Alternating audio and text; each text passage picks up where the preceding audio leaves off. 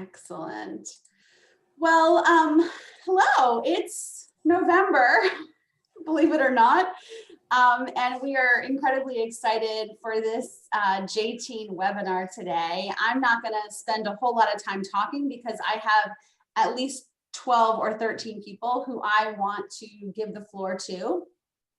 We have several people who have immediate commitments on the other end of this program, and people who are calling in from Israel, and 3 o'clock Eastern time is really late for people in Israel. So we're going to make sure to give them the floor early on in the conversation, and then move it on to everybody else who is with us in the room. So thank you all for being here. This idea came from just people sharing and wanting more information about great opportunities that are out there. I know lots and lots of people, some who are part of the JTEEN community, some who are beyond the JTEEN community, but we're all a resource for each other. And it's my honor to be able to give the floor and give a few minutes to people just to let us know what you're doing and how we might be able to take advantage of curriculum programs, maybe you teach. So I'm going to reference everybody on my list. I'll call you one by one. You're welcome to share a PowerPoint if you want to, anything like that. I'll spotlight you so that we can all see who you are, and ask any questions that we might have after the presentation. And if there's anybody at the end and we have a few more minutes and you want to share a little something, I'm happy to do that as well. So the first person we are going to spotlight, if I can spotlight him, let's see, is Steve Kerbel. And I'm going to let each of you introduce yourselves because you will be much better at doing that than I am. But I know and have worked with Steve Kerbel in the past, and I'm thrilled to have him kick off this program. So the floor is yours. Thanks, Erica. So I'm an education consultant in the Washington, D.C. area. I've worked in almost every venue and type of Jewish educational programming over the last 30 years, day school, religious school, summer camp, youth group, BBYO, USY, B'nai Akiva, NIFTY, and across the camp spectrum as well. So I've done work at JCC camps, at Ramah, with Young Judea camps, with Habonim. And a lot of my work recently and what I'm doing online now, the reason I offered Erica some time today was to talk about teaching text to teens and what that format can look like and how it's working online. So I've been doing this pretty regularly, almost every year for the last 20 years. And online, we've been doing it obviously since March and a little bit before. But one of the things that we've learned is teens get a sense that there's stuff they didn't learn in Hebrew school, or there's stuff that they didn't cover in their day school, or there's stuff that they didn't learn at camp. And offering them a direct and intense opportunity to study their text the way their parents may be involved in a Torah study with the congregational rabbi, or in a Shabbat group or a chavurah, that teens are looking for similar experiences. And so I have about, I don't know, maybe a dozen classes that I already have curricula ready to go for now. They range from Jewish history classes to Tanakh classes to Israel studies classes. And I see a lot of colleagues on this call I've been doing Israel education with side by sides for years. Miri Kornfeld is here and Bezalel Steinhardt are here. But I have been a consultant over the last 5 years to the Center for Israel Education. So we've done a lot of programming for teens. CIE actually has a ready to go in the box 6-week online program that's all self-directed for teens called Impact, and you can get that from the CIE website, israeled.org. But I offer a survey of modern Israel, a history of Zionism, all online and all through the prism of text study. In terms of Tanakh, I've taught a couple classes in the last couple of years, Leadership Crises of Biblical Proportions, looking at the early kings of Israel and how political intrigue hasn't changed very much in the last 2,500 years. How did the Jewish law of tzedek develop? I used to run a tzedakah nonprofit that operated both in the US and Israel. I was a student, still am a student of Danny Siegel's. And so we also have a collection of texts where we could do a 6-week class on how did the Jewish law of tzedek develop for those people looking for something along the lines of social justice. I'm teaching a class right now. In fact, I'm teaching it later today, which is why I need to hop off the call soon. I'm teaching a class on Elijah called The Man, the Myth, the Legend, where it's a 6 to 8 week course, depending on what the needs of the community are. We spend about 4 weeks looking at Elijah through the prism of Tanakh from the first and second book of Kings.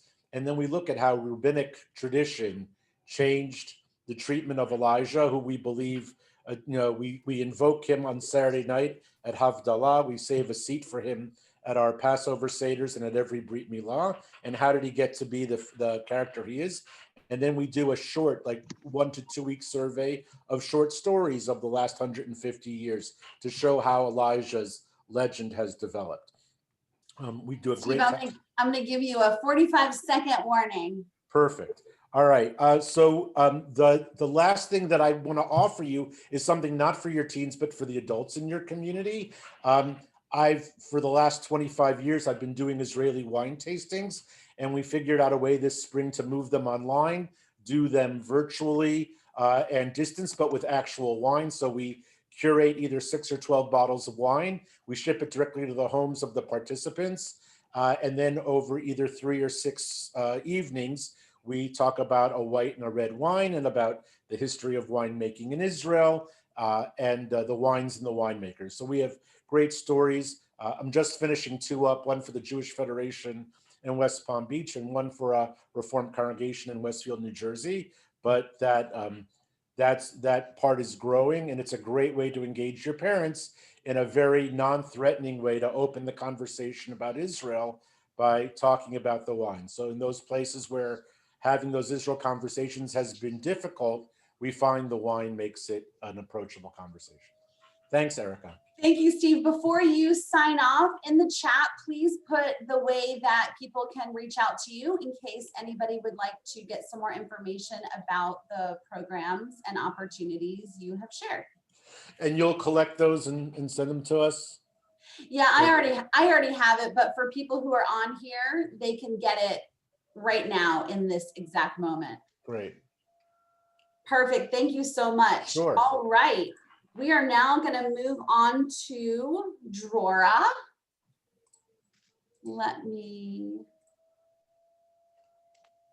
Here we go. I'm going to spotlight you. All right. The floor is yours. So if I unmute myself first. Hello, everybody. So I'm Drora Rusi. My doctorate's actually in education, but our focus is on the greater Jewish experience. Is there an echo somewhere? I'm hearing an echo. Nobody else hears an echo? Okay.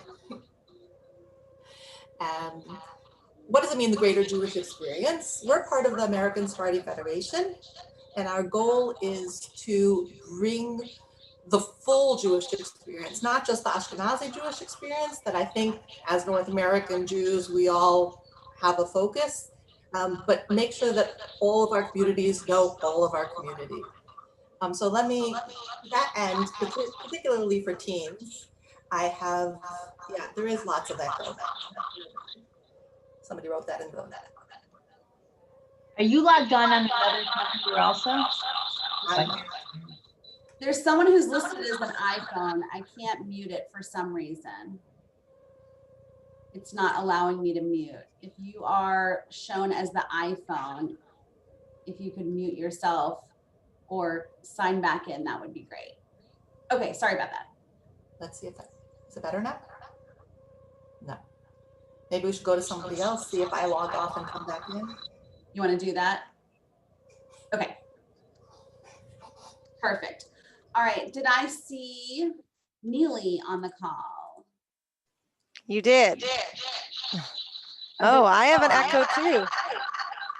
Yeah, somebody is on here. All right.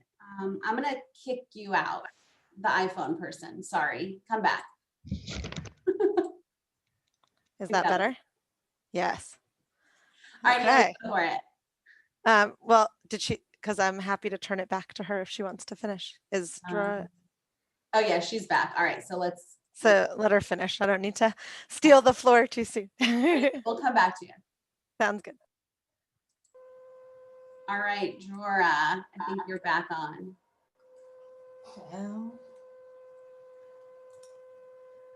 Is it better now? Yes. Oh, okay. It So- wasn't you. It probably was because I logged back on now. But anyway, hopefully you don't hold it against me. So like I was saying, I'm part of the American Sephardi Federation. I'm the director of the Institute of Jewish Experience. And we call it the Institute of Jewish Experience because although we're part of the American Sephardi Federation, we really focus on the full Jewish experience. So for example, on Sunday, we had a SIGD program, which you can find on Facebook, on our Facebook, which is a wonderful way of sharing the Ethiopian experience. We also have a video clip about that, and I'll explain to you what our clips are, which is really what I came to talk to you about today. So I will show you what I'm talking about, hopefully. There you go. So this is our website. We have short 5-minute clips of different concepts. So like I said, we have one on the SIGD, we have the Rambam. If you're anyway studying, for example, if you're studying the text, like Steve was just talking about, you're talking about the Book of Kings, and you're talking about the Queen of Sheba, we have a clip tying in the Yemenites to the Book of Kings as descendants of the Queen of Sheba or the experts that came back with her. But the idea is that it can connect to the teens. How? It's like a social media clip. So if you'll allow me, since Hanukkah is coming up, who were the bad guys in Hanukkah? We talk about the Romans, right? We won't get into the whole Assyrian kind of thing in there. We talk about the Romans usually, and that's where we have the Romans taking the menorah from the temple, and we tie it in for, I'll give you a 30-second clip to give you an idea of what we have, of what kind of things we're talking about.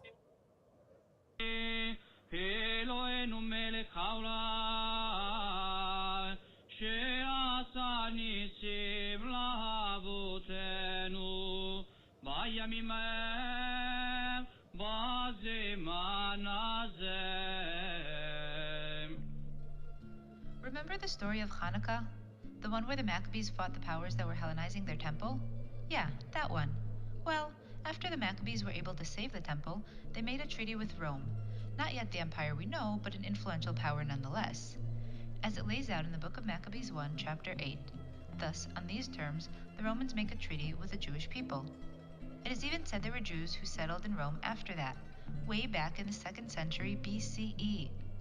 Then, once Rome did gain empire status, the connection with the Jews only increased. The idea is to take them back in time, but take the concept of Hanukkah and show there are Jews in Italy too.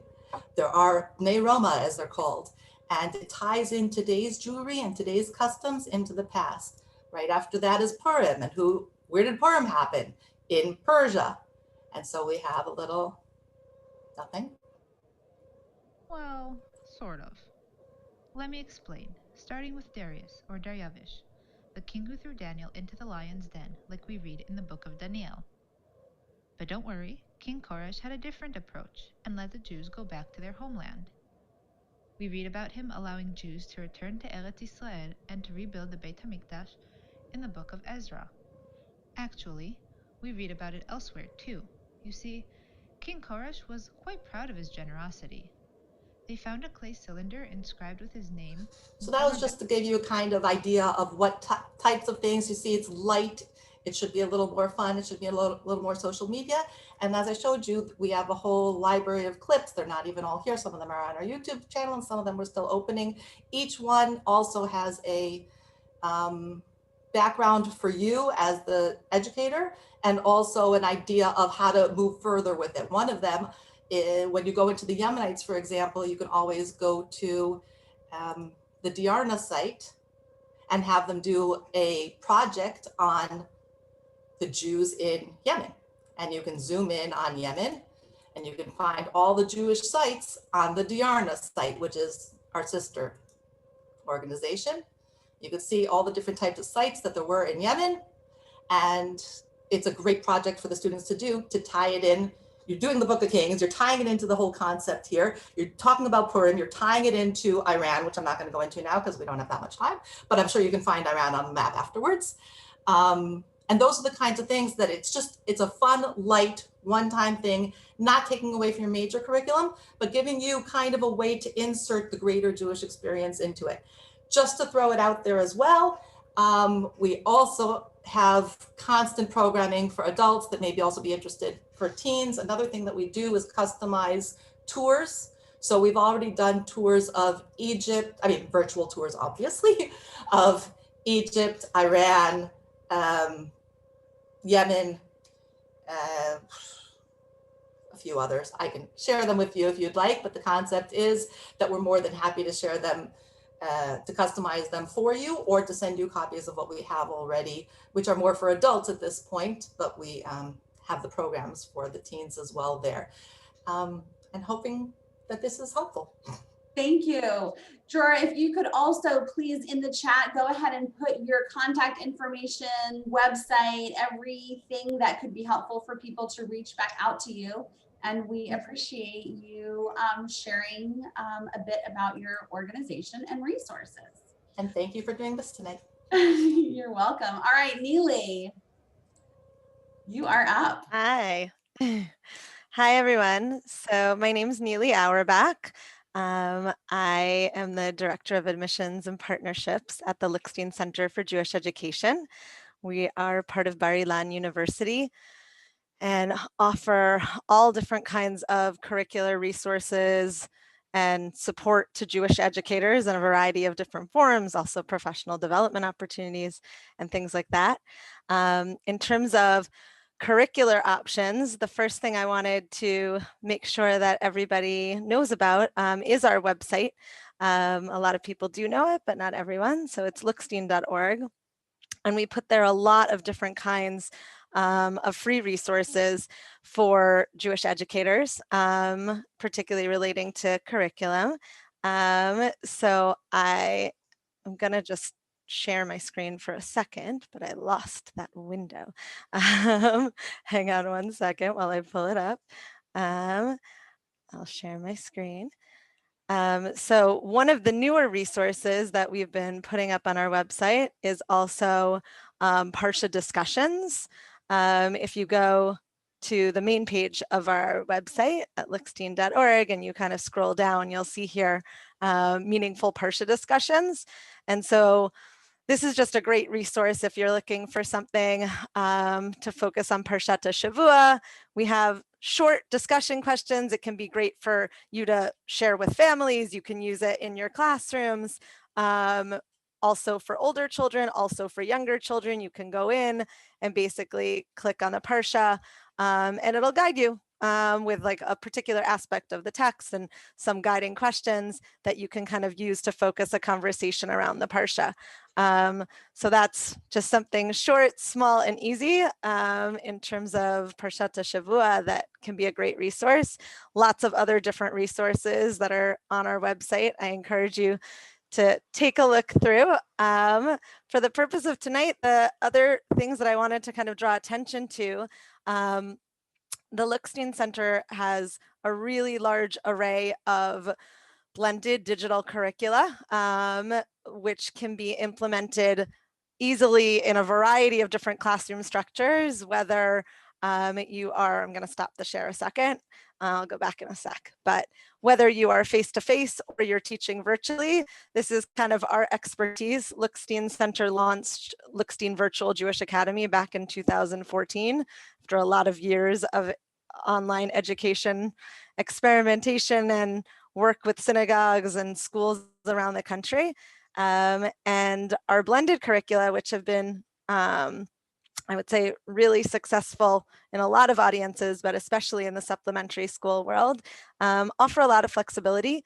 We work with partners to help train educators on how they can kind of use curricula as a toolbox to implement in their classrooms. And because we come at it from a perspective of having worked a lot teaching online classes, we can give a lot of guidance in terms of if you're teaching on Zoom, how you can use these resources, if you're switching over to face-to-face or doing some sort of high flex combination.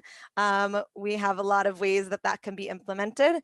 One that I wanted to highlight tonight is we have a few different Jewish values curricula. Did I freeze? Is everyone with me? No? Okay, I see myself as frozen. That's always fun. So we have a few different Jewish values curricula, some geared towards younger grades like middle school and some towards older grades. And the one that I was going to show a little bit from today by you is called the Big 10. It's a Jewish values curricula for middle school. And like I said, it's really been designed to be more of a toolbox for the educator as you explore Jewish values, and it's looking at Jewish values through the lens of the 10 Commandments. So the way that that works is, and I'll give you the very kind of brief snippet version, is that all of the students have a login, and you as the teacher can decide how you want to use that, whether you're sharing your screen, whether they're logging in on their own. And there's a whole bank of content that you can decide how much or how little of it you want to use. You can add to it, you can add your own resources. And what we do is we take each of the different commandments, we introduce them in a variety of different ways. Like this is an example of a trigger for students here, looking at do not covet, right? So they watch, like, I'm not going to share the clip for the sake of time, a whole clip of, a boy with falling apart shoes who encounters a boy with brand new shoes. And what is that emotion of envy all about, right? And we start to explore with them, what is envy and where's the line between envy and coveting? There's a lot of different types of activities here that can be used in a lot of different ways. This one is based on different quotes. You can break up students in groups. You can have them, work all together. You can share your screen. You can project it. You can have it be offline completely and just take from the ideas of it and share it in your classrooms. Lots of ways to be done. And as we kind of break apart the particular commandment with students, we bring in different sources, also kind of, even comic strips like the coveted iPhone. We want it to be relevant for our students. And once we've really established with students, what is it that this commandment's all about? In this case, right, do not covet, right?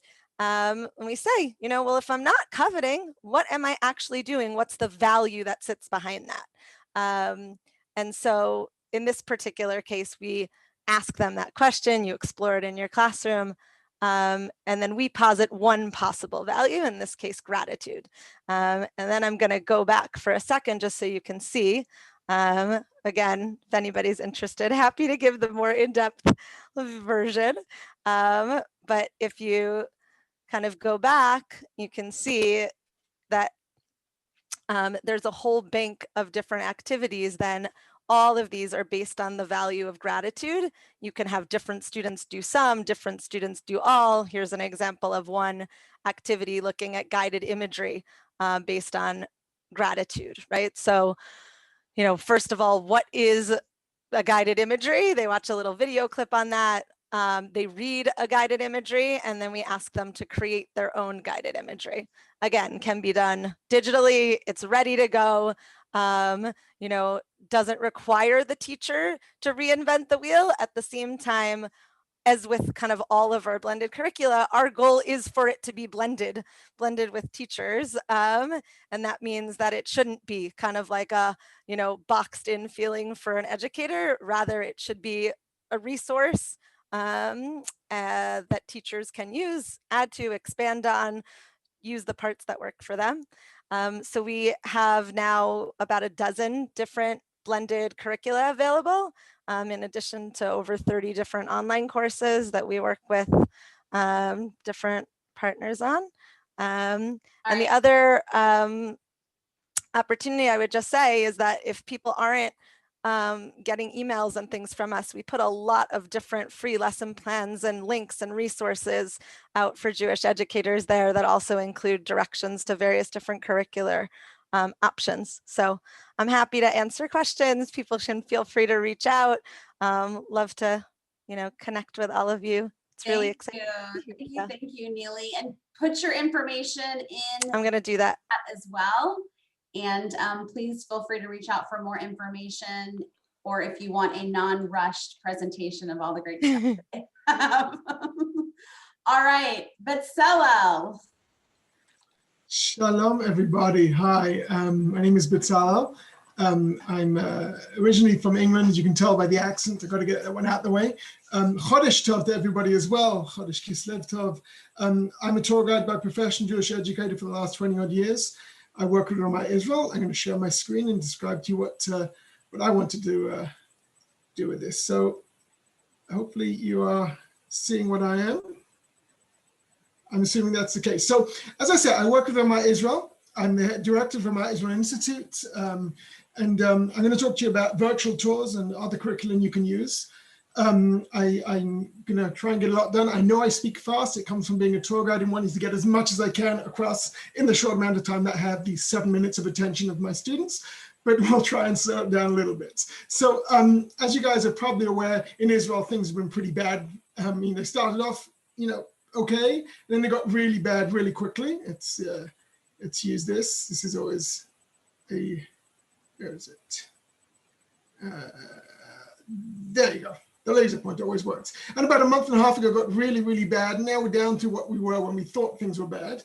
And my students and my kids have been reacting in different ways. For example, you all know this very famous picture. In the pressure cooker of my house, my 11-year-old decided that this was a good thing to do.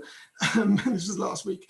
But you get the idea that sometimes, you do what you got to do, and Israel's doing exactly that. I'm not going to talk about that. I want to talk about what Rama Israel Institute is.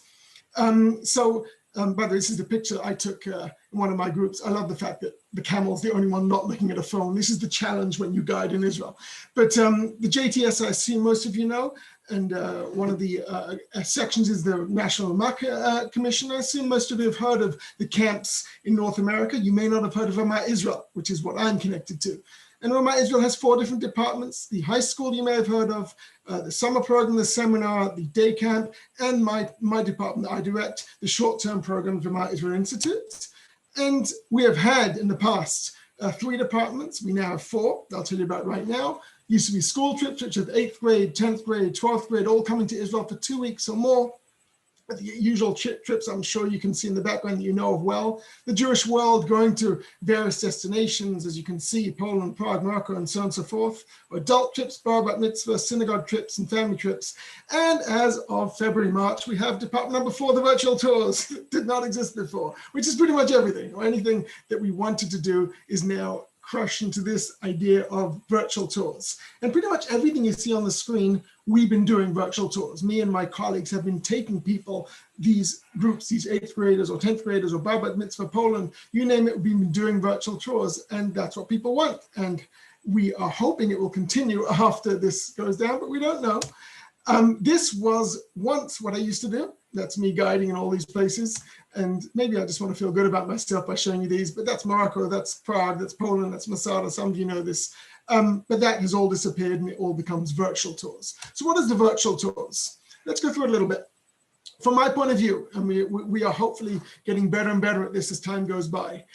It's all about, first of all, getting the logistics like you have been doing so well so far, Erica, making sure that people aren't just sitting waiting for something to happen. We love saying this as we go out. It's an opportunity, not an obstacle. It's easy to say, oh my God, COVID, what are we going to do? It's an opportunity to reach out to people who would never have had the chance to see what we're going to be showing them. And I really think this is the critical bit. We gotta take this with both hands and run with it. To engage your students. These teens, they have so many other things that are pulling them in any other direction the second their Zoom is on. I love the way it's called Zoom, by the way, and we're not going anywhere, sitting right here. But anyway, separate point. So you use whatever you got, music, video clips, Google Earth, guiding in whatever way we can to draw them in. And above all, to make them have fun. So I do this from Israel. I do this from where I'm sitting right now, which is in my house, no matter what the time. Next week, I'm getting up at 2 in the morning to do one for a client because that's what people want. Now, another step down here is Ramah. So most of you know it's a conservative movement, but we cater to all levels of observance and do really anything. It doesn't have to be a conservative religious program, not at all. And as I said, we don't just go to Israel, we go to all over the Jewish world, all the places I mentioned, to take groups. So you can do weeks worth of tours in Poland just by itself. What else? So we can pretty much go to any kind of tour you want, as you can see above, if it's religious or secular, political, historical, food-based, whatever it is, I will build that for you. And that's what I've been doing. No matter what your age is, if it's kids, adults, families, this is what we do. And this is what we love doing, or at least until we can get back to actually seeing faces in this beautiful land. And it can be any Jewish or Israel holiday. And what I make sure is to try and read the group as much as we can over this tool called Zoom.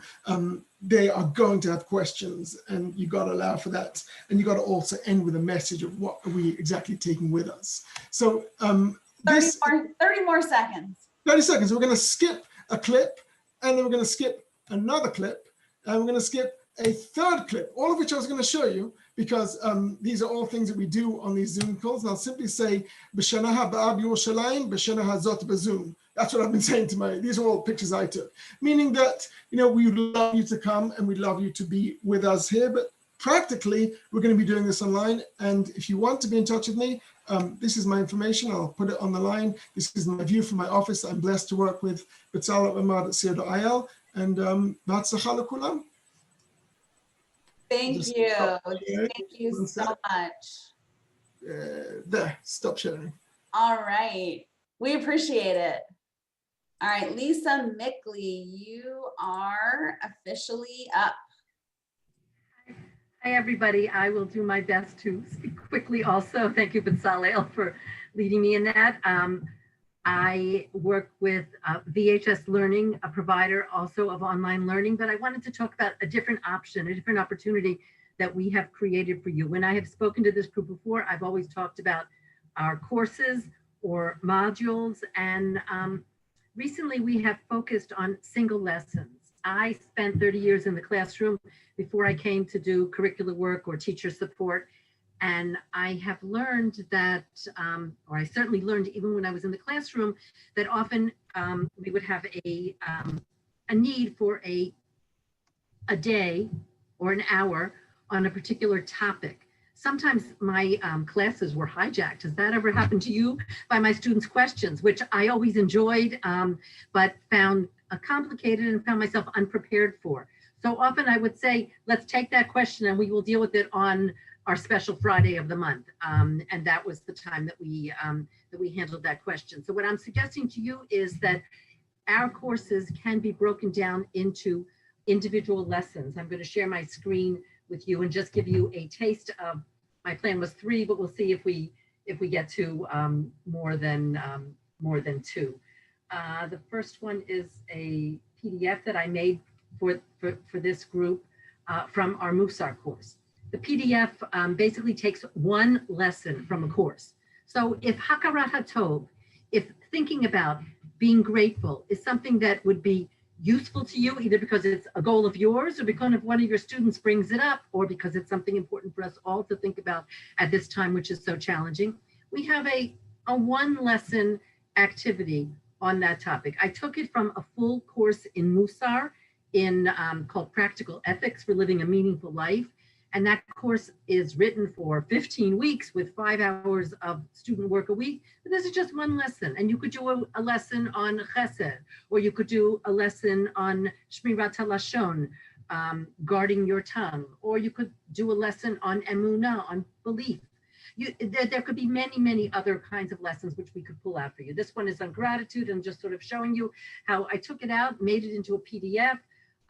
Any activities that are there are pulled into this PDF, telling the teacher who's going to receive this PDF exactly what to do. What I did with this one, I'm sorry about the scrolling, is I said, I had the students preparing a document, and I said, if you would like feedback, welcome to send it to Lisa Mickley at my email, but you might use it in your own classroom and put your email there, or collect a Google Doc of your students. I'll see if I have the ability to share another one with you, just to give you an idea. I took the 3 lessons that I took. We have 20 courses in our online space. The 3 lessons that I took are from different courses. So the first one was from the Musar course. This lesson is from a course called Introduction to Jewish Life, which might be a course which you would take apart, and once a month you would do 1 lesson from that course, or 4 times in a year you'd bring your school together and focus on one aspect of Jewish life. In my early education, we used Birnbaum's A Book of Jewish Concepts when we wanted to do that kind of thing. This course does that with different values. This particular lesson is called I Am Jewish. It focuses on the book I Am Jewish, was put together after Daniel Pearl's death, and mentions different kinds of ways that people identify with their Judaism, identity, heritage, covenant, and offers the students quotes. I'll just read you one of them. For me, the statement I am Jewish is no different from the statement I am. Judaism is the foundation of my identity, the fixed upon which all other aspects of myself are balanced. Actor, husband, father, American. Students read 6 of these, and then they're asked to identify with one, to pick on one, and to think about it, to talk about it, to reflect about it, and then to share with their classmates what was meaningful to them and why. Just a thought, my 3rd lesson that I was going to share with you is from our Modern Jewish Short Stories course. It asks students to listen to Tova Mervis's short story Potatoes and talk about the issue of belonging.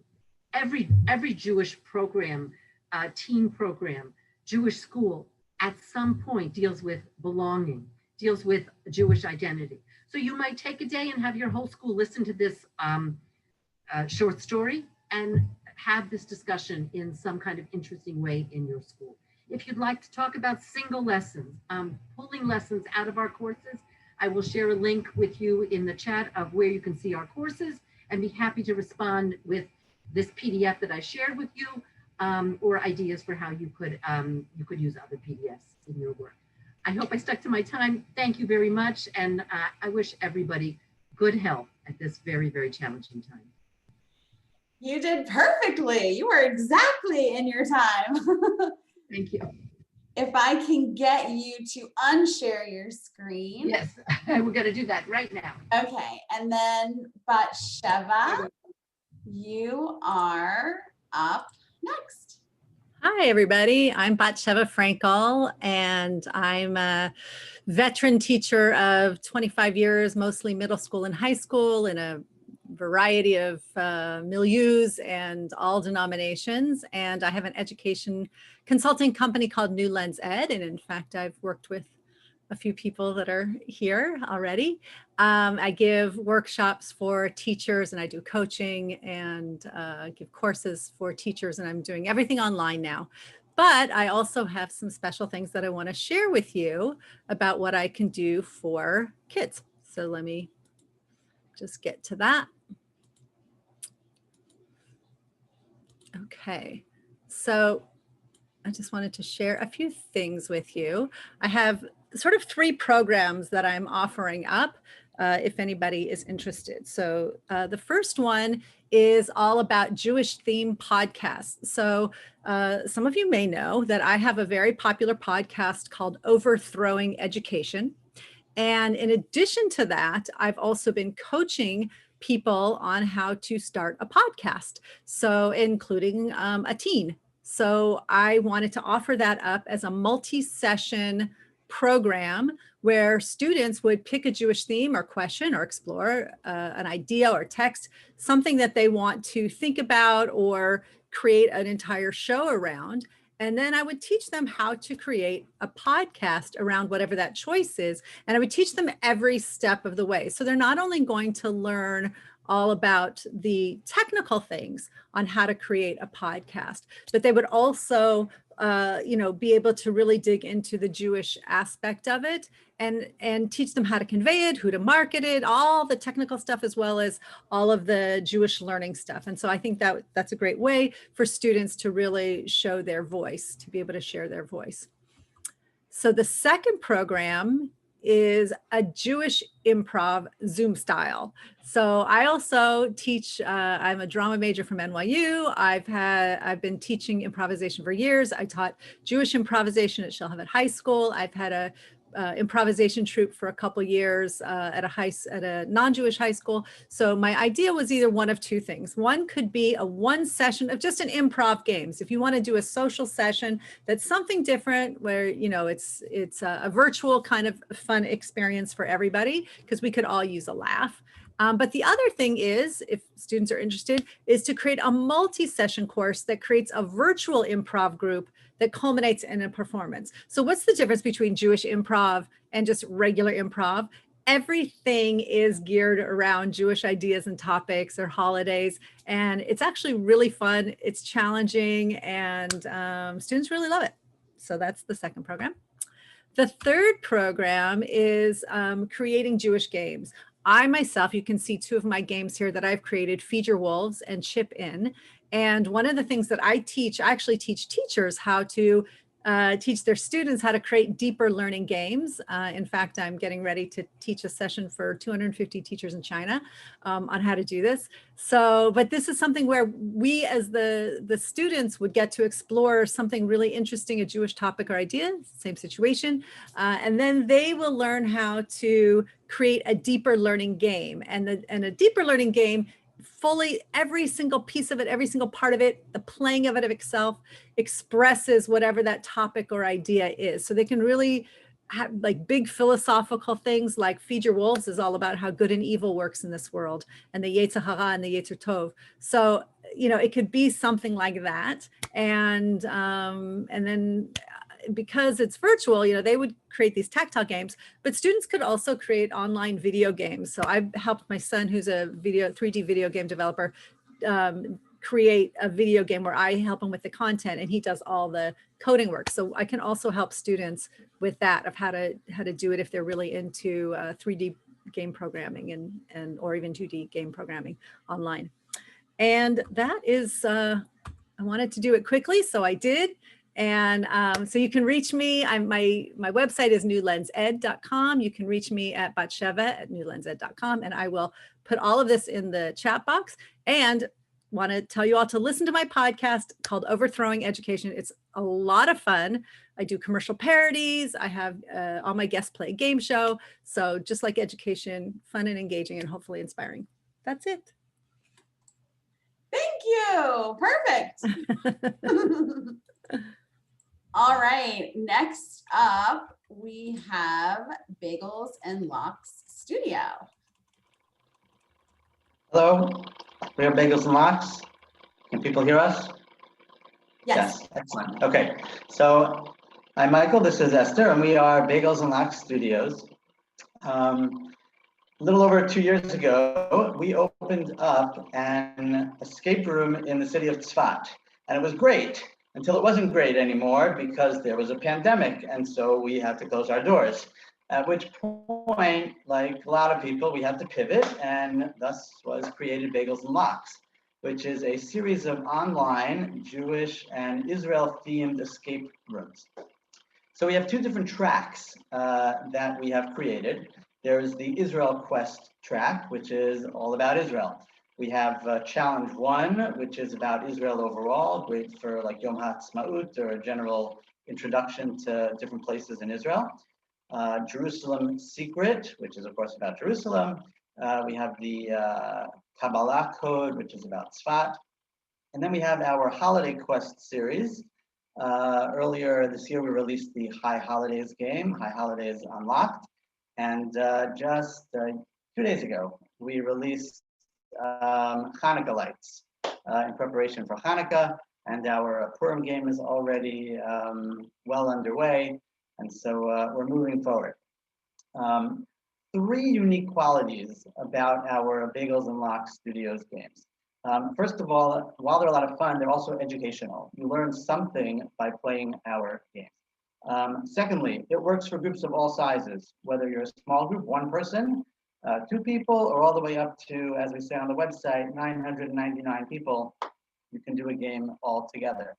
And thirdly, connected to that idea, it's great for collaboration. It allows people to work together no matter where in the world you are, you can work together to complete your quest.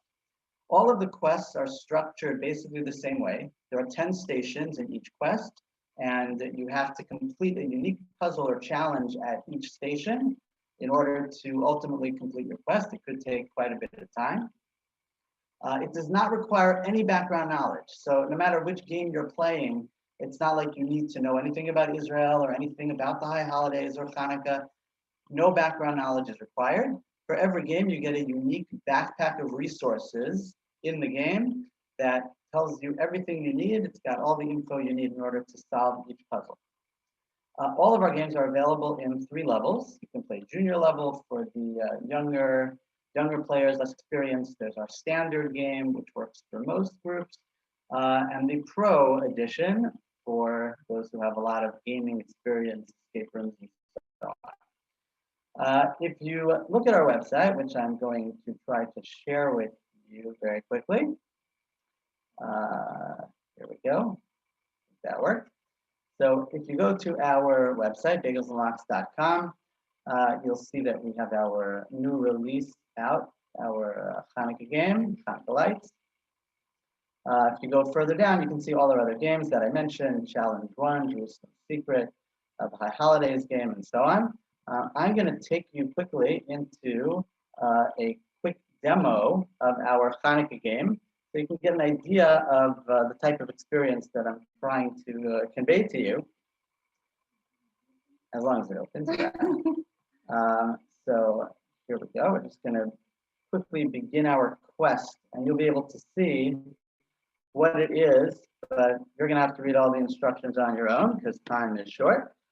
So we're just going to jump right into the game so you can see what the game screen looks like.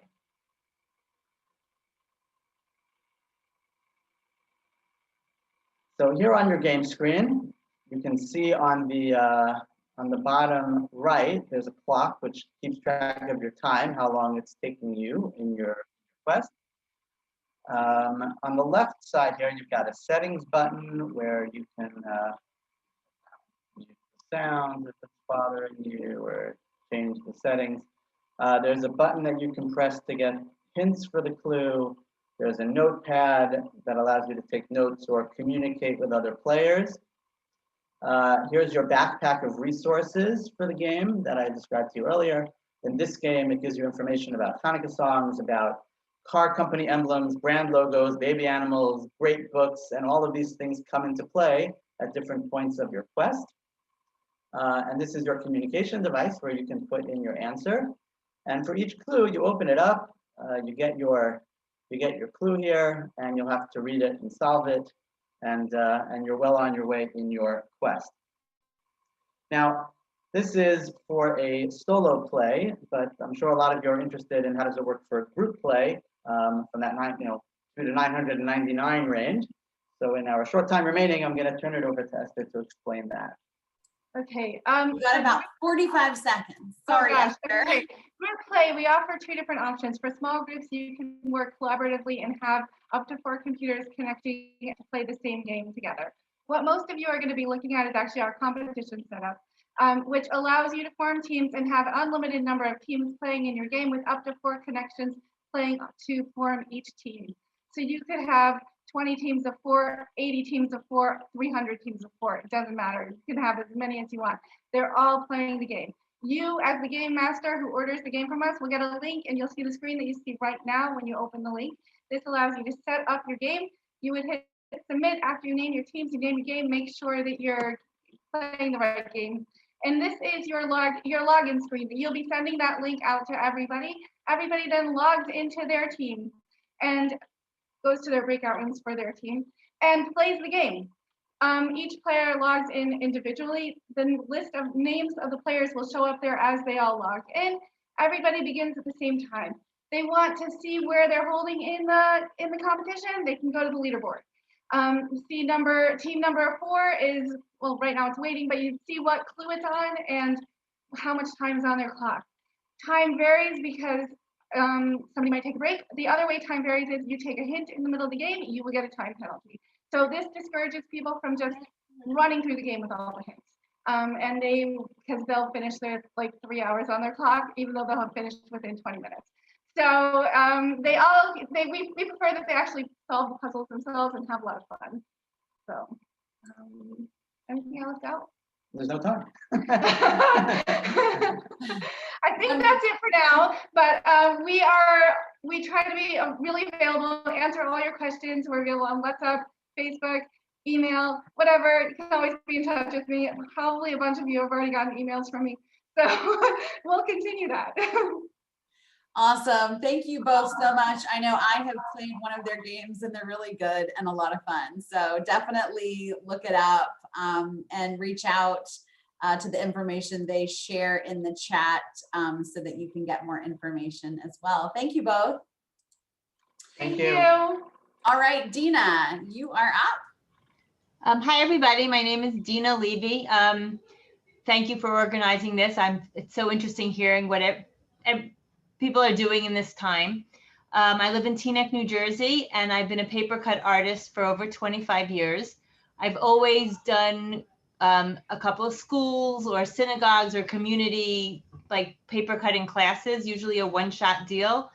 But since Corona, people have been asking me to do it on Zoom, and I've so far done almost 30 classes for different, like for Federation or just for all kinds of classes, and it's been a lot of fun. I send out a list of supplies that you will need, and most of the supplies you can find in your home. The only thing that's maybe a little obscure is an X-Acto knife that you can buy on Amazon. I send a link, or I can send out packets to everyone in your class. And I start out, am I allowed to share my screen? I start out with a short slideshow. Slideshow. Well, I can, hold on a second. Of course, from beginning. Okay, so I'll do this quickly, but I talk a little bit about paper cutting, about older paper cuttings, about how I got started. This was my very first paper cutting I did for my daughter Ariella when she was born 26 years ago, and how I graduated then into doing other things. I have some funny stories, some silly stories, how I met the people at Art Scroll and made cards for them, and how I like hide little items in here that people can see. And I do that for about 5 minutes, and then I go on to showing them how to make a paper cutting. Oh, I did Matis Yahoo CD cover also. I also, I set up 2 screens so that you are seeing, now you see, when I'm talking, you see my head, although now you see this. This I made for my father on his 65th birthday, and it's 65 little things about him, which is kind of cool in here. And a candle lighting thing, and this is in a museum. This I made for Rav Aaron Lichtenstein's 80th birthday. These are pictures, and Yeshivat Har Etzion presented that to him. My students, I talk about going to Rwanda in 2014, which was an unbelievable experience. I did that. My husband was working there for 3 months, so I went to visit. My father presenting something. Anyway, so I do that very quickly, and then not that quickly though. And then I had set, everyone gets a design that I've designed, I decided on with, they have maybe 10 choices, and everybody in the class gets the same design, and we all cut it together, and it's really fun. At the end, we all hold it up to our screens. It looks like little, Brady bunches, and we're all holding up our Shaloms or Shana Tova or Hanukkah. I've also started to do 2 or 3 classes at a time where I teach them how to design their own paper cuttings. I also tell the people that if they send me a picture of their finished project, I will send them a new design. So, and people are enjoying it, and they enjoy finding something that you can kind of zone out. You can listen to a podcast. I'll give you a shout out, Batsheva. You can listen to your podcast. While I do it, I listen to a class, I listen to music. I answer their questions about what happens when you make a mistake and stuff like that. I've also, thank you to Rabbi Lori Foreman Jacoby. I think she's on. She gave me the opportunity to teach in her Hebrew school Manhattan Hebrew School, Jewish Journeys. And although I've taught Hebrew school when I was younger and I have a strong yeshiva education, Jewish background, I never taught Hebrew school with paper cutting combined. And that's been great. And I'm teaching 4 classes for her. And now I'm doing the Hebrew high school in Houston, 7 classes.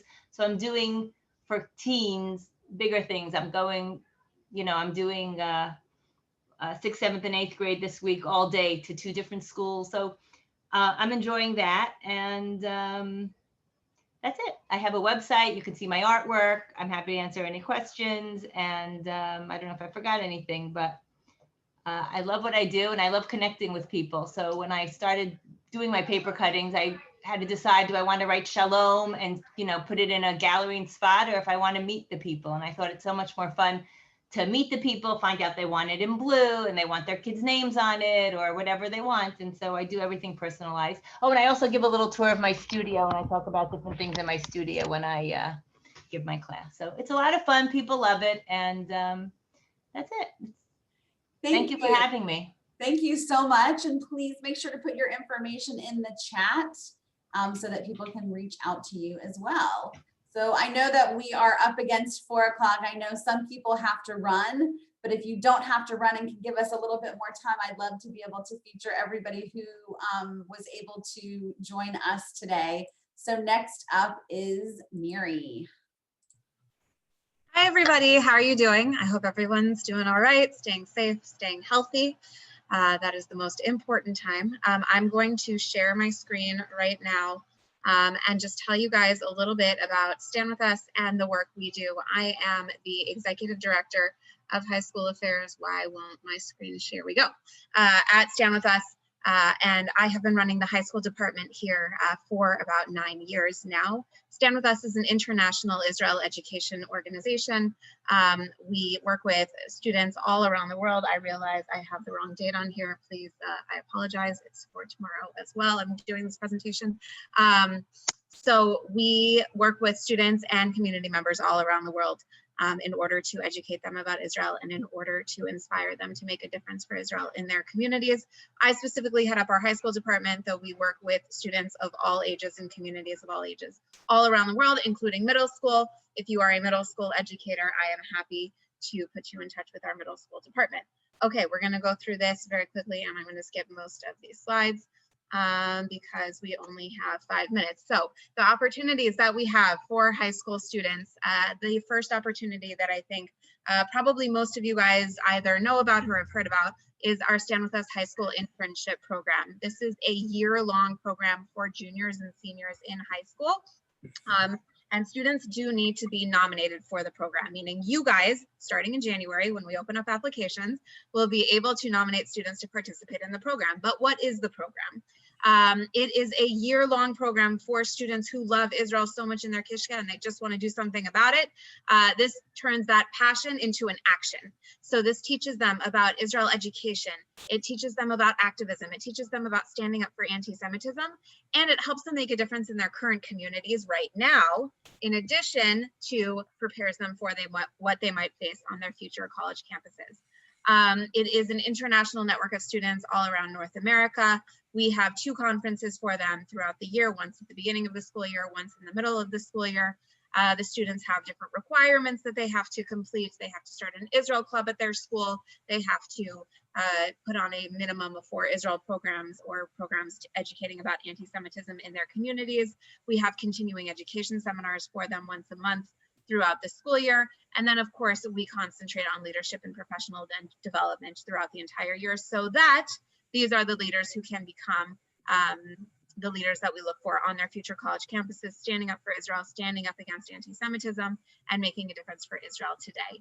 Again, the application process for that will open in January, and the place where you can nominate students for that program is just standwithus.com/nomination. It's super easy. I'll send the information over to Erica as soon as all that opens. I'm sure that she'll get it out to all of you guys. But this is our flagship program. It's highly selective. Not everybody gets accepted, which is why we also have another program called the Teen Leadership Council.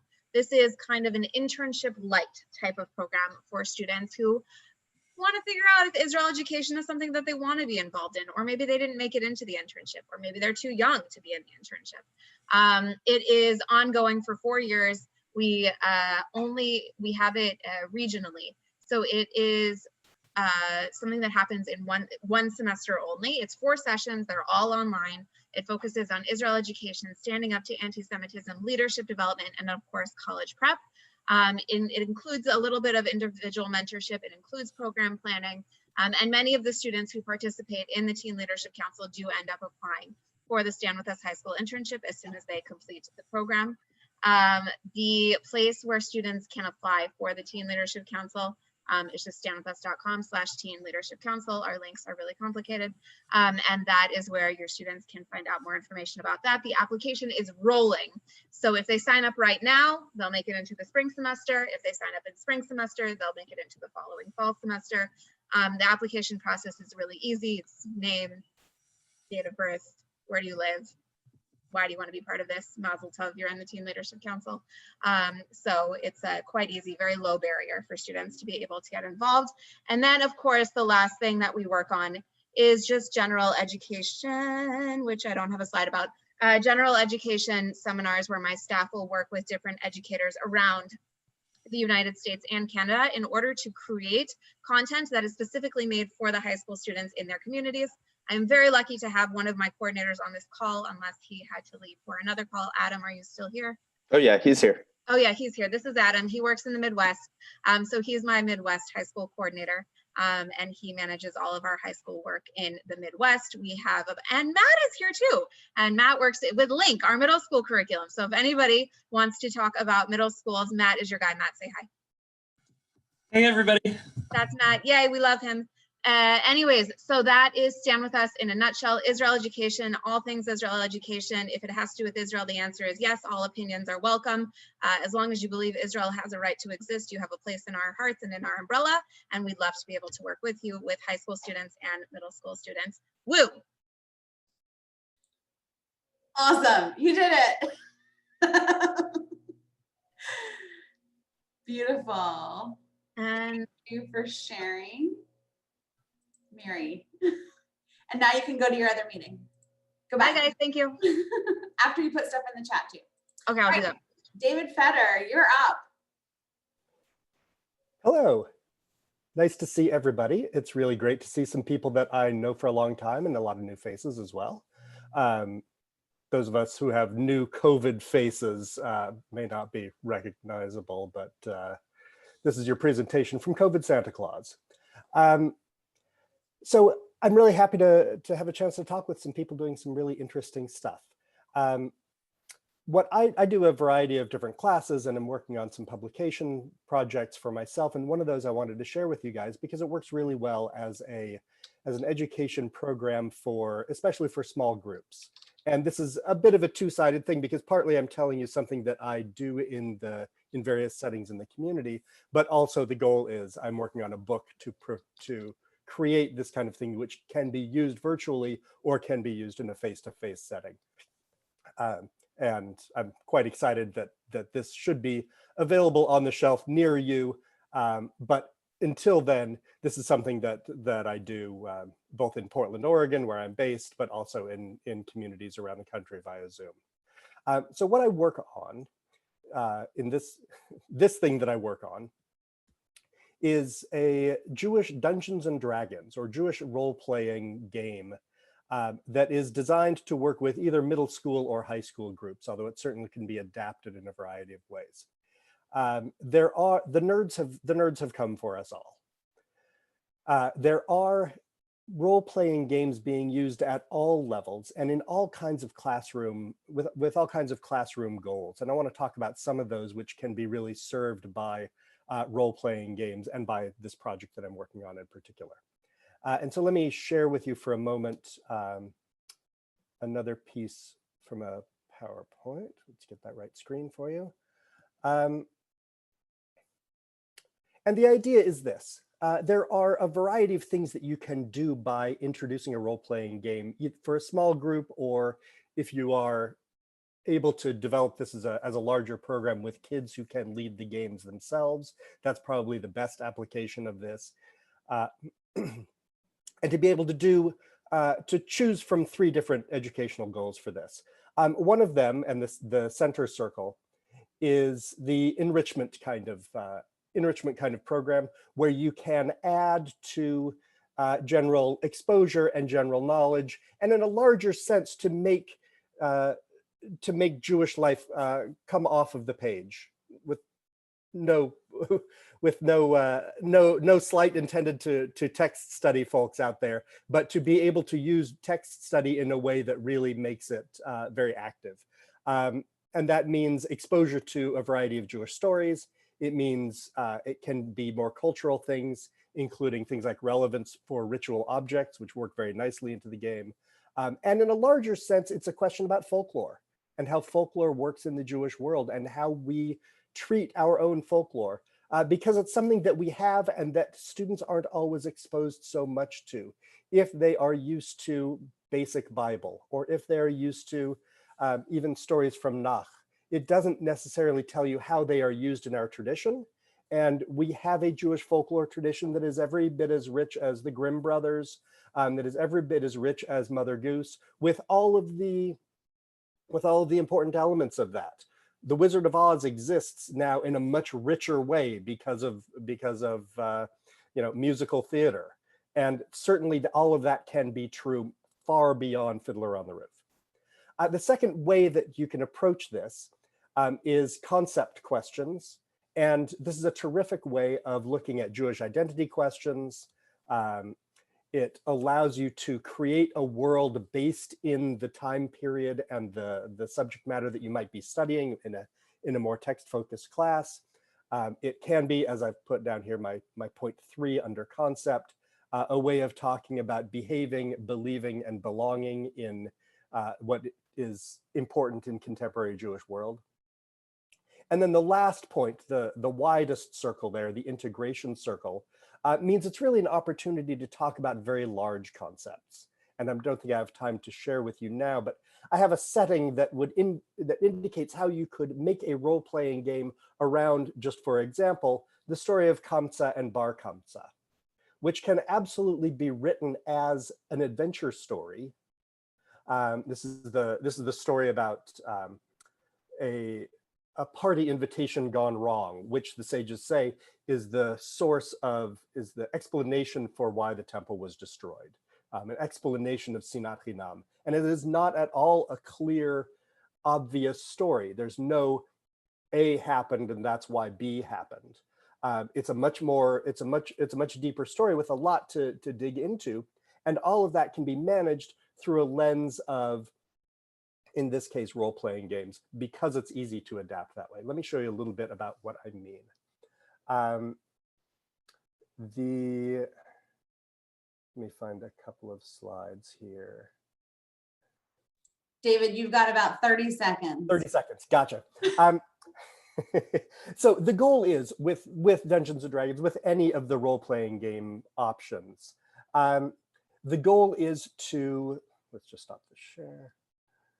The goal is really to put people in situations that they can explore in a way that they feel comfortable exploring, which they might not be able to really get into or dig into on their own. It really helps to abstract your own interests, to abstract your own feelings about an ethical dilemma to another situation where you can essentially play a part. And we all know this who have worked in classrooms. If you say, what would a person who comes from this particular kind of background say about a particular ethical dilemma? It's a way that students can play with those ideas and have a freedom to explore those ideas when they are doing something, especially the role players who I promise are out there in your junior high schools and high schools. I promise that they're used to doing that. It may come as a surprise, but in a Jewish education setting, always a really welcome surprise that they can connect those kinds of intellectual things that they've learned about with the kind of fun and exciting and entertaining things that they do in their own free time. All right, David, it's not the first time I've ever cut you off, I'm sure. No, it is not. I'll put a link in the chat. Beautiful. Thank you so much. Great information. All right, Nina, you are up and we're almost done. So thank you all for hanging in here. We are still recording and we'll share this out. Nina, the floor is yours. Okay, great. Thanks. I will try and speak very quickly. I'm Nina Walden. I'm the managing director of Chai Mitzvah. I'm going to tell you a little bit about what Chai Mitzvah is, and then I'm going to tell you about something new we have, which is special, might be very helpful for all of us in this time. I'm going to start out by sharing my screen real quickly. Hold on. Let's share. And tell you a little bit. I don't know how many of you know what Chai Mitzvah is already, but I'll give you the brief overview. We are an engagement program. It's similar to education, but a little bit different because there are more components to it. Okay, so there is learning, there's text study, which sparks relevant discussions. But another part of it is there's social action. So in this time of COVID, that's a little more challenging, but you can't do Chai Mitzvah as a teen without also doing something in community. That used to be no big deal. Now it's a little more challenging. And then there's some kind of spirituality involved, suggestions for meaningful ritual observance. So the first thing I need to tell you is that groups that do this get a stipend for providing feedback, $500 the first year and $250 the second year. And it is a little bit difficult this year. We give a summer travel stipend, $1,000 to a student who does the program for a year. Every year we help about 100 kids go. It's not needs-based. It can be combined with other scholarships. So we have kids going on Ramah. We have kids going to Alexander Muss. We have kids going NIFTY and USY and NCSY. All of those trips, we help them to do. This year, if trips go and if kids get Route 1, then we give them $500 because they're already getting help, but everyone else still gets $1,000 for completing the program. We have all kinds of groups that we work with: community Hebrew high schools, synagogue team programs, younger kids, confirmation classes, youth groups, madrichim, high school clubs, all of them, because it's a very flexible program and it's very easy to implement. But there is flexibility so that the educators can also put in what's interesting to them. Now I'm going to tell you about that's new is something called Grandparents and Beyond. So when COVID hit and a lot of our groups went virtual and our curricula worked great virtually. We have one that's Musar, one that's Standard Topics. We also have Aseret. We worked with Aseret Global. And we also have one that Matt Barr, the Bible rapper, wrote with us. It's very arts-based. But anyway, we have a new thing going on. It's called Grandparents and Beyond. If any of you know about the Jewish Grandparents Survey, they found that Jewish grandparents want their future generations to be involved Jewishly, but they do very little Jewish things with their kids, their grandchildren. So we started this Grandparents Beyond curriculum that has text-based conversations and activities for engaging not just high school kids, but all ages. But there's a lot that's really good for middle and high school. It's flexible. It's meant not only for family, but non-family groups. So you might want to do it with people in assisted living. It's a great opportunity to reach out and to connect with people that really are isolated. And it can be a great experience for the students as well. Right now in Northern California, the director of Studio 70, which is a Jewish learning laboratory, is doing a pilot with us, and it's going really well. It's with the actual grandparents, not with the other older friends, but I guarantee that this is good to do with them as well. We're speaking with DeRote right now about doing it. These are the topics that our monthly booklets are, that have the activities to do with the older people. We have rites of passage, tzedakah, philanthropy, individual and community, interpersonal relationships, mindfulness and conscious living, any new insights and meaning to the Passover Seder, Israel and the Jewish spirit, not political. It's about where Israel is in your heart, but wherever the conversation goes, that's fine. Gratitude, and Judaism in the environment. We're completely non-denominational, and we worked with all kinds of groups. So now I'm going to stop sharing this, and I'm going to share with you one of the booklets so you can see what the grandparents is about. Let me share this with you. Okay, so this one that I'm showing you is mindfulness and conscious living. And all of them are supplied as PDFs, and they've got links in them to all kinds of interesting stuff. Let me make it bigger so you can see it better.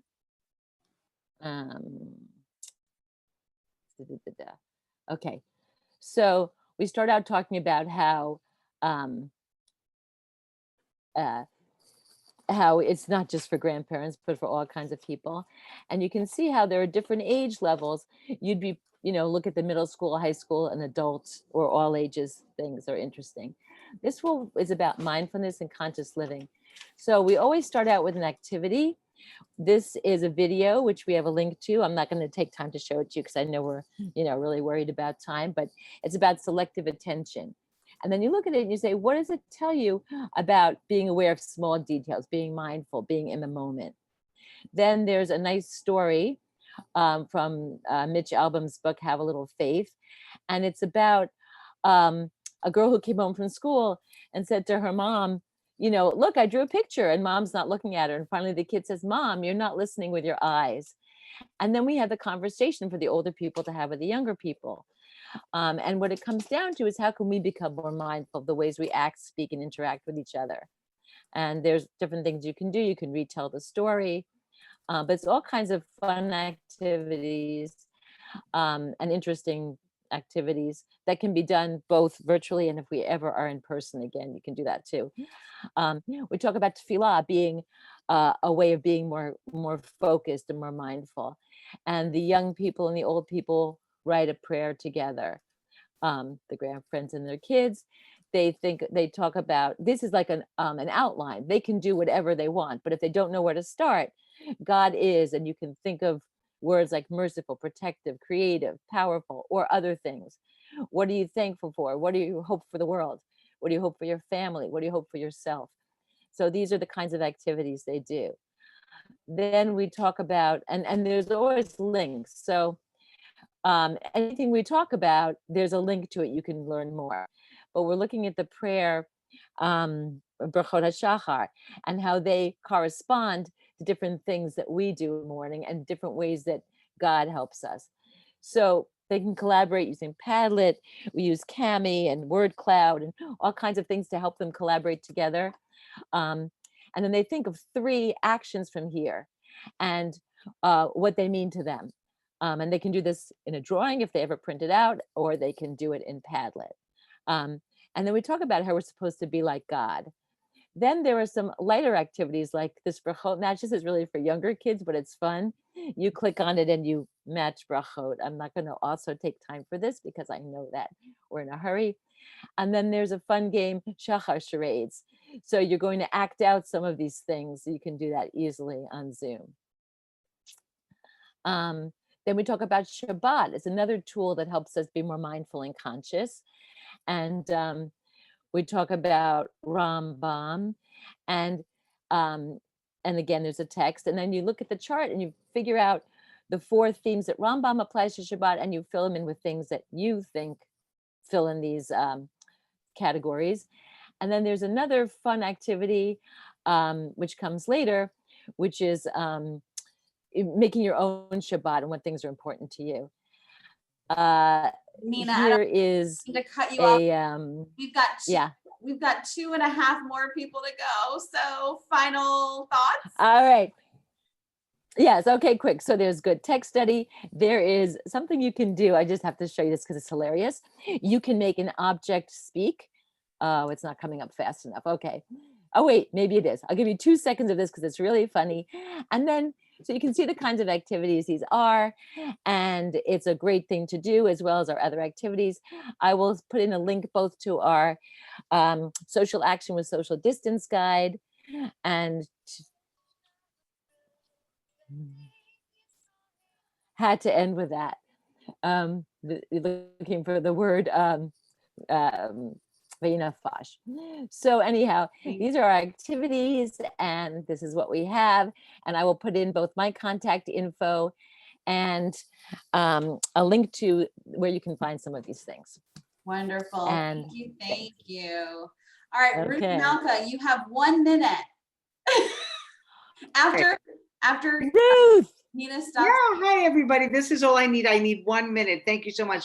So I'm the director of a Hebrew high school in upstate New York in Albany, and I have a fabulous Rabbi Dan Ornstein, and he has written many books, and his most recent book is Cain versus Abel, the Jewish courtroom drama. So I am offering this as a class. If any of you principals out there want to join our students on Sunday nights, it's a book club. It's 13 weeks, 45 minutes every Sunday night. And the students can sign up via me. They have to purchase the book and there's a little fee to participate. I'll just read to you what it's about. If you're looking for text study, but that's a little different, and a book club kind of style, Cain versus Abel, Jewish courtroom drama. Enter the packed courtroom and take your seat as a juror on the Cain versus Abel trial. Soon the prosecution and defense attorneys, angels from Jewish legend, will call Cain, Abel, sin, Adam, Eve, and God to the witness stand to present their perspectives on the world's first murder. Great Jewish commentators throughout the ages will also offer contradictory testimony on Cain's emotional, societal, and spiritual influences. In this class with Rabbi Dan Ornstein, we will look closely at the extreme important Torah story, Cain and Abel. Get ready for some fascinating readings and interpretations of the fatal tale of sibling rivalry and what it can teach us for our own world and lives today. So if any of my colleagues there, I'm so happy to see everybody, is looking for a second spring semester course, be in touch with me. I would be happy to have you join our students and take this wonderful class together. mifgashdirectoralbany@gmail.com. I'll put it in the chat. Thank you. Good job. 1 minute. How about that? All right, Danielle, you're up. Okay, Jewish Teen Philanthropy in a nutshell. Hi, I'm Danielle Siegel. I'm the Senior Program Manager at the Jewish Teen Funders Network. I'm going to be really quick, and the great thing is that the curriculum I'm about to show you is grab and go, so you don't even need me to explain it too much. So Jewish Teen Philanthropy is teens, groups of students coming together and making a decision about real money and making change in the world. Programs can be ongoing and run all year. Some of them can be very short little programs. It's great if you want to do some kind of volunteering program, but it's COVID time, so you can't. This is a great way to engage your teens and get them to make real change in the world by making decisions about funding. So what I'm going to show you is we have a grab and go Change Makers 90 curriculum. This is available for free on our website. It is a 90-minute online experience. This is basically a lesson plan for you. You do not have to do anything. It is all a grab and go resource, and this is all fully online. So for instance, if there is a something that involves manipulatives, you click it and it takes you straight to the manipulative. This is actually an exercise with our 22 justice issues. You can put them into our boxes. We do everything through the lens of 7 Jewish values, which are core to our curriculum. And the great thing about this is we also have developed enhancement guides. We've done it only for our first justice issue so far. We did one for civil rights and anti-racism, and this is a supplement to the 90 minutes. So if you want to do it through this lens, again, grab and go curriculum, everything is there for you. Also, if you are interested in a longer form program, so all year, we also have our Change Makers curriculum. You can see a sample online because there's a curriculum fee associated with this one. It is a full year program with pathways, lesson plans, everything you could ever want to lead your Jewish Teen Philanthropy program. Really happy on this call to see some people who are in our network. So they do these programs already. So happy to point you in the direction of people who are doing these programs already. If you are looking for a one-time experience which is really meaningful for your teens, that they can make a difference in the world, you can do the short form. Or if you're looking for something longer, if you're looking for a confirmation class, if you're looking for something at your federation, whatever it is, you can do the longer form program. We exist to support the field of Jewish youth philanthropy, so any help you need, that is what we are here for. How did I do? Amazing. I'm going to put my details in the chat box. Anyone can email me with any questions. We have lots of resources on our website, but I recommend Changemakers 90 if you are new to this. Awesome. Yeah, just to try it out. Absolutely. And we have one last person. He was already called on and referred to earlier. He's going to have trouble competing with Danielle's accent, but he's going to give it his best shot. Go for it, Matt. All right. Yeah, I was telling Erica in the chat, I was like, I can't follow that. So my name's Matt Rissian. I will keep this super quick, and I apologize I couldn't be on the call for most of it, and then I came on at the end. So first off, I work for Israel Link. It is an interactive middle school Israel curriculum that helps students find a connection to Israel, looking at the concept of their own identity and kind of approaching it in different categories so that they learn how to connect with Israel. So we have 4 different programs. I'm going to tell you very quick. Classroom is our curriculum, and Israel Link Connect is what I'm going to share with you very briefly. So this is a little bit of what our curriculum looks like on the inside. We've got different units on identity, Jewish continuity in the land of Israel, Israel by the numbers, diversity, humanitarian aid, innovation technology, Israel and you, and then we just added 2 new units for people who wanted to have more deeper conversations, and that's on Israeli Arabs and Israeli Jews and complex conversations. So I just wanted to show you real fast my favorite exercise. This is a map here with some statistics about Israel, and you click on the state. So I'm here in Illinois, and you see how they all correspond, and you see the last number, Israel fits into Illinois 7.2 times. So I always have the students like type in the chat box how many, have them guess it, and then who gets it right gets to choose the next state. So that's just a lot of what we have. I wanted to keep it brief, like I said, because I'm last. But what I did over the summer once COVID happened was I took all of our content as much as I could, and I developed 5 50-minute online Zoom classes with our Israel Link Connect, or with our Israel Link content, and I called it Israel Link Connect. So like here you can see we do objectives, we talk about identity, we talk about what makes up your identity. Before we talk about Israel's identity, we need to know who we are. We watch some films, and then we go into discussions. I do some Kahoots. This is a Kahoot about Israel's history. And it just goes through a bunch of interactive exercises to learn about Israel. That was running through it super fast, but basically what I do is I teach the actual content for Israel Link Connect, and we pair up different schools together. So I have about 19 schools right now that have signed up, and they're paired up into about 8 different groupings. And so I teach the content, and then their teachers are on the actual calls, and they facilitate follow-up discussions in breakout rooms that we provide them with the questions for, all different kinds of things. So our 2 big offerings are, one, if you'd like to use the curriculum, we train your teachers on how to use it. A lot of it, because it's all virtual already, it's pretty easy to adapt. The other is I do have some sessions that are starting in January. If you're interested in a Israel Link Connect program, we can, I'll put my email in the chat, and we can try to work out something. I know a couple people on this call are already using it, but hopefully this will be helpful. And that was like 3 minutes of an hour presentation. So contact me for more information, and hope you're all doing well. Perfect. So put your info in the chat, and I've also got a Google Doc that I'm going to share with everybody too. Thank you for hanging in there. Obviously, I need more time next time.